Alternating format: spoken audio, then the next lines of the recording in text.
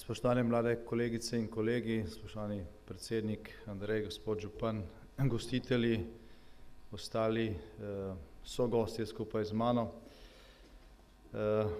Tudi jaz sem počaščen, da sem lahko danes tukaj med vami. Ko so vaši predhodniki pred 24 leti ustanavljali podmladek naše stranke, verjetno nihče ni mislil tako daleč naprej. To so bili časi, ko se je razmišljalo o tem, kako bo življenje teklo čez en teden, čez en mesec, kaj se bo zgodilo pravzaprav v tistem vrenju, v, lahko bi rekli, že zreli dobi slovenske pomladi, potem, ko se je ljudstvo v Sloveniji prebudilo. In to so bili časi, ki so terjali nek poseben odziv od mladih. No in od tistega dela mladih, ki se je združil v podmladek naše stranke, je ta odziv prišel na najvišjem nivoju. Tukaj je bilo že nekajkrat rečeno in bo treba še velikokrat ponavljati, ker se je to skušalo pozabiti v teh 2 desetletjih in pol, da je naš podmladek takrat marca leta 90 predlagal plebiscit za svobodno Slovenijo oziroma plebiscit za samostojno slovensko državo. Ta pobuda takrat ni ostala neopažena. Takrat so jo mediji objavili ne ravno na veliko, ampak vseeno bolj na veliko, kot zdaj objavljajo kakšno vašo pobudo ali pa kakšno sporočilo z tiskovne konference ali pa, če hočete, tudi z kakšne naše tiskovne konference, čeprav smo pač glede na rezultate zadnjih 20 let daleč največja in najuspešnejša stranka v državi. Skratka, pobuda ni ostala nezapažena, je pa ostala, kako bi rekel, nekoliko pred časom, vendar samo nekaj mesecev. Od pomladi leta 90 je prišlo potem poletje in takrat je že prva demokratično izvoljena skupščina sprejela deklaracijo o samostojni Sloveniji, ki je sicer nekoliko drugačnimi besedami, mogoče bolj birokratskimi celo, nekako izrazila isto pričakovanje, kot je bilo izraženo v tej pobudi našega podmladka. No in nekaj mesecev kasneje, kmalu bomo praznovali to obletnico, 9. novembra v Poljčah je Demosov poslanski klub kot v bistvu večina zakonodajnega telesa potem sprejel politično odločitev o plebiscitu za samostojno Slovenijo.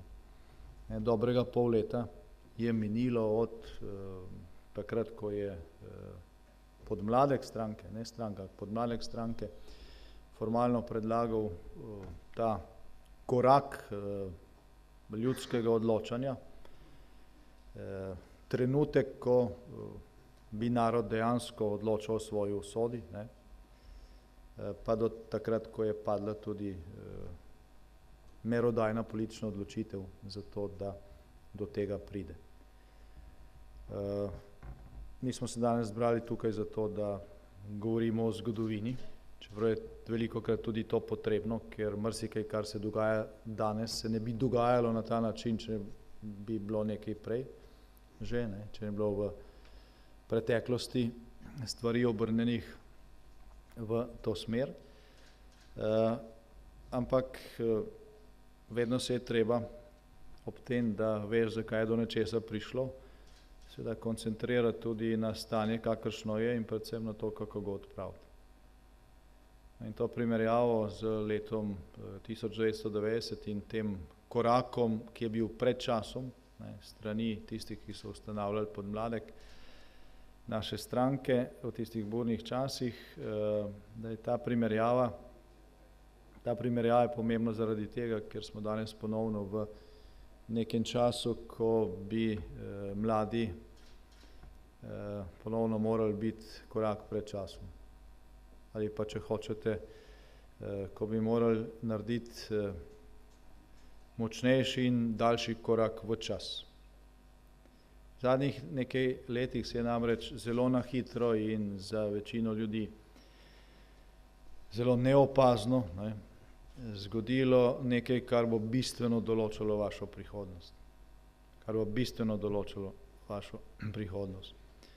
Zdaj, predsednik Andrej Čuš je prej dejal, da vsak, ki se rodi v tej državi, že dobi za popotnico v zibko 8.000 evrov, visoko številko, za katero so ga zadolžili predvsem v zadnjih letih, in lahko si predstavljate, kakšno breme je to. Zdaj, če te številke seštejemo, in ob tem upoštevamo, da seveda to ni samo dolg, ki pade na novorojenčke, to je tudi dolg, ki pade na vas, ki pade na vse, ki živimo in delamo v tej državi. Potem pridemo do enormne številke 23 milijard, kar je naš javni dolg v tem času. 23 milijard. In če k temu prištejemo še nujen denar, ki ga Slovenija naslednje leto potrebuje za to, da odplača nekaj starih dolgov, predvsem pa da plača obresti za stare dolgove in financira primanjkljaj, ki bo ponovno praktično preko vseh omejitev. Bomo kmalu pri 30 milijardah evrov, kar je skoraj celotna vsota tega, kar vsi Slovenke in Slovenci, vsi prebivalci te države, vsa podjetja, vse institucije, vsi servisi ustvarimo v enem letu. Naš bruto domači proizvod je že 5. leto tam okrog 35 milijard, oziroma je padel za 37 na 35 milijard evrov.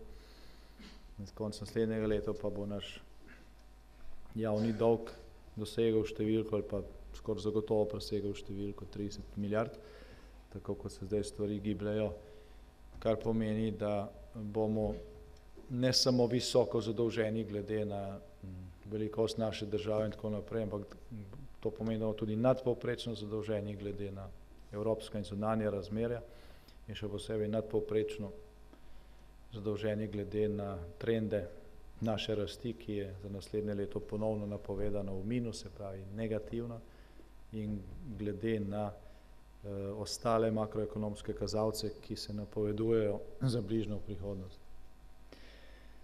Zdaj, po domače rečeno, prevedeno te številke in milijarde na razumljiv jezik, to pomeni, da stanje, kakršno je in ki se nadaljuje, ki ga ne ustavljamo v tem trenutku tako, kot smo ga relativno uspešno v lanskem letu, to stanje v temelju ogroža vašo prihodnost.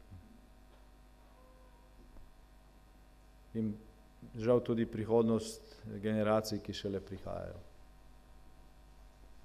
Zaradi tega je tako kot pred 24 leti tudi zdaj potreben zelo odločen in dolg korak v čas, če hočete, aktivnost na vseh nivojih, v razlaganje situacije vašim vrstnikom, ki danes mogoče spremljajo nogometno tekmo in mislijo, da je to glavna stvar na svetu. Nogomet je zelo lepo gledati, lepo se je zabavati. Vse to je, bom rekel, ne samo prijetno, tudi potrebno za normalno življenje, vendar pa se ob tem treba tudi zavedati realnosti. In ta zavest sicer žal pod pritiskom v zadnjem času v Slovenijo ali pa v glave Slovencev pospešeno prihaja, ne pa še s takšno dinamiko, kot bi bilo potrebno, da se trend ustavi. Torej, mi nismo na neki točki, ko bi zdaj že lahko govorili o tem, žal nismo na neki točki, ko bi že lahko govorili o tem, da bo pa mogoče jutri bolje. Zdaj smo na neki točki, ko je dejansko treba združiti vse moči za to, da jutri ne bi bilo slabše. Oziroma, da jutri ne bi bilo bistveno slabše, ker slabše bo. Ker je to neizogibno, ker so nas pripeljali v to situacijo.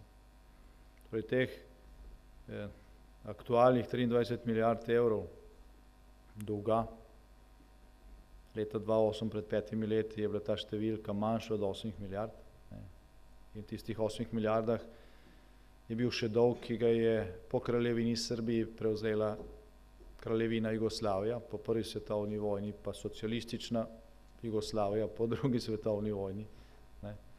Ni bil samo dolg, ki ga je ustvarila Slovenija, je bil tudi podedovani dolg, in smo ga zmanjševali v času naše vlade. V času naše vlade 2004-2008 je imela Slovenija tako dobre bonitetne ocene, ne, da je takrat naš finančni minister dr. Andrej Bajuk na mednarodnih finančnih trgih najel za milijarde, ne, nimam tukaj točne številke, ampak veliko denarja, ne, veliko poceni denarja smo si takrat izposodili za to, da smo pokrili dolgove, ki smo jih prej v 90-ih letih naredili kot država. Ko smo imeli slabše bonitetne ocene, smo morali za tiste dolgove plačevati višje obresti. Ne. Samo z nekaj temi koraki je naša vlada oziroma je takrat dr. Andrej Bajuk prihranil nekaj 100 milijonov evrov in zato brez tega, da bi slovenski davkoplačevalci plačali en sam evro, bistveno zmanjšal naš dolg. No, ampak od leta 2009 je trend obraten in teh 23 milijard dolga danes in ta trend, ne, ki je v strmem galopirajočem vzponu, kar se tiče povečevanja te zadolžitve, je strateško gledano ključen problem generacije, ki ji pripadate. Vseh nas, ampak predvsem vaše generacije, zaradi tega, ker ste vi toliko mladi, da boste ta dolg najdlje odplačevali. Ne. Boste ta dolg najbolj odplačevali. Ta zadolžitev ogroža vaša ali pa potencialno vaša delovna mesta. Ta dolg ogroža možnost v nekem realnem času priti do stanovanja. Ta dolg ogroža možnost in tudi pravico posameznika, da dobi službo za tisto, za kar se je usposabljal in za kar je nenazadnje tudi družba investirala. Ne, ta dolg ogroža možnost ali pa pravico do srečnega življenja v tej državi. Zato, če kdaj, potem je zdaj nastopil čas, da se mladi povežete, tudi ne glede na kakšne druge razlike in se združite v točki enotnega nastopa proti temu, da se to breme še naprej povečuje. Ker ko bo šlo to breme enkrat čez cel letni bruto domači proizvod, potem bo zadeva nerešljiva samo na tak način, kot se zdaj rešuje, na primer v Grčiji, in ena od stranskih posledic takšnega stanja je več kot pol mlade generacije brez služb in brez perspektive. Ne. Ni bilo treba, da pridemo v ta položaj, v katerem danes smo. Ne. Zato niso krivi mednarodni finančni trgi ali pa imperializem ali pa Evropska unija. Ne. Danes celo na državnih proslavah v Sloveniji, financiranih z davkoplačevalskim denarjem, predvajajo to pesem Evropa je banda lopov. Ne. V Evropi je verjetno tudi veliko lopov, ampak tisti lopovi, ki so povzročili to stanje pri nas, so slovenski, ne. Niso evropski. So pri nas, ne. Od zunaj gledano na situacijo, ne, treba recimo sami krivi, je Slovenija sama kriva, da je v takšnem položaju. In če se mladi ne aktivirate za to, da se to stanje zdaj, da se to padanje zaustavi in da se rast tega bremena in te kraje vaše prihodnosti ne ustavi, boste sokrivi za to, kar bo pač sledilo in bo še slabše in ni treba biti čarovnik, ne, da predvidite oziroma da si zamislite, kako to izgleda, ker lahko pogledate situacijo, na primer v Grčiji, pa v zadnjem času tudi na Cipru, kjer so si privoščili to avanturo še do nekaj točk naprej od točke, na kateri je Slovenija danes. In na koncu tega nujno potrebnega splošnega angažmaja, pozitivnega angažmaja mladih v Sloveniji je seveda potrebno doseči, da bo vsak mlad človek z volilno pravico šel na naslednje volitve v tej državi in glasoval v smeri, da se to stanje ustavi.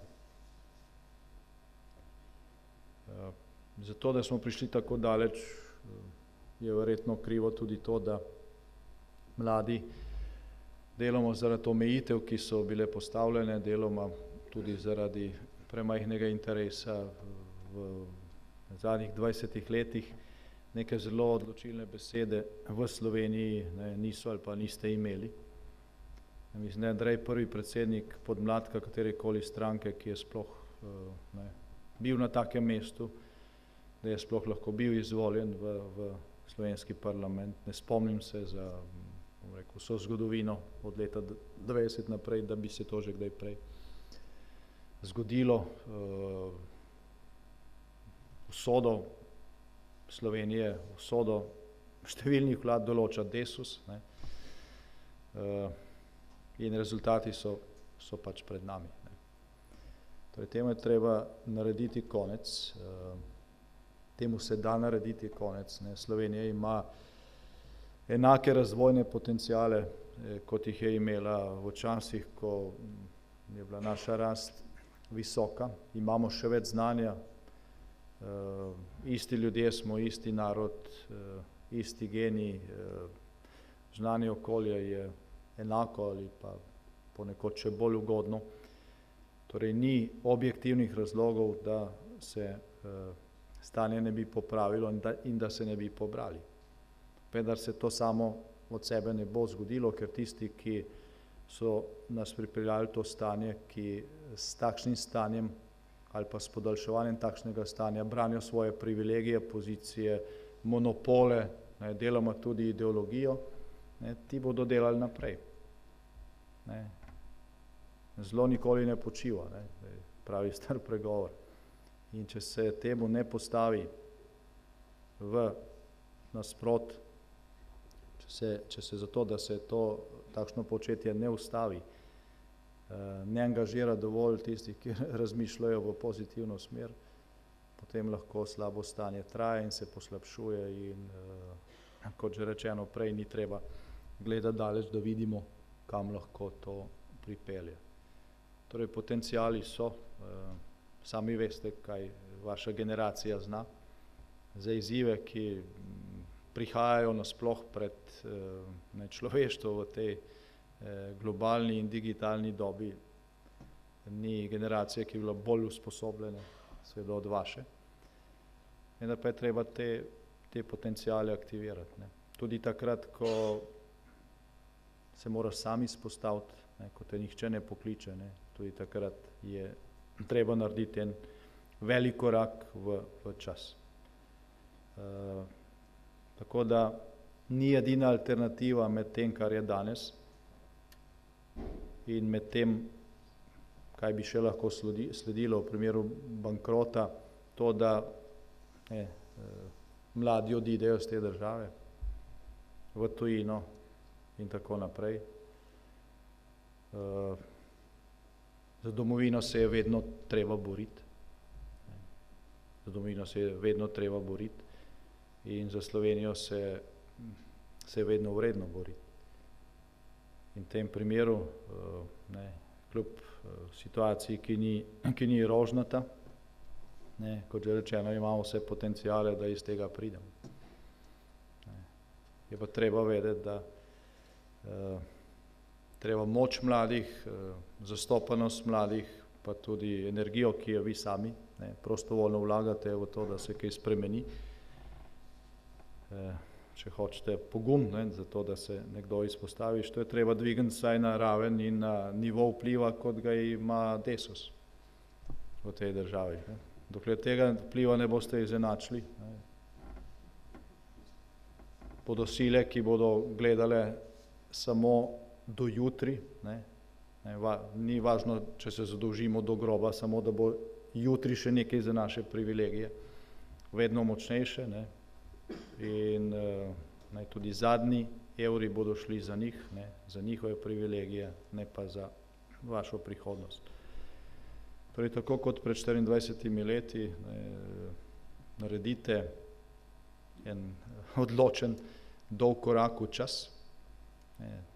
S tem, kar ste naredili, še posebej v zadnjem času, ste dokazali, da ste to sposobni.